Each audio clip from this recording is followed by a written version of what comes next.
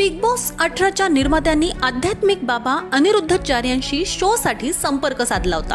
धर्मगुरूचे social मीडियावर अनेक video viral झाले आणि त्यात त्याच्या शिष्यांची संख्या देखील जास्त आहे। त्यांचं व्यक्तिमत्व आणि सेन्स ऑफ ह्युमरनं तो सगळ्यांचं लक्ष वेधताना दिसतो।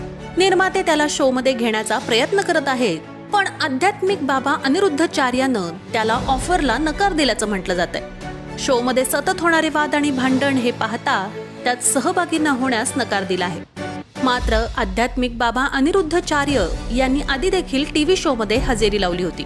तो लाफ्टर शेफ एंटरटेनमेंट इंडिया मध्ये पाहुणा म्हणून हजेरी लावली होती। त्यावेळी त्यानं मस्करी आणि सगळ्यांचं खूप मनोरंजन देखील केलं।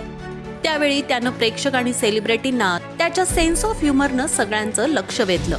त्यामुळे त्याला आता बिग बॉस मध्ये पाहता येणार अशी शक्यता पाहता त्याच्या चाहत्यांना प्रचंड आनंद झाला आहे।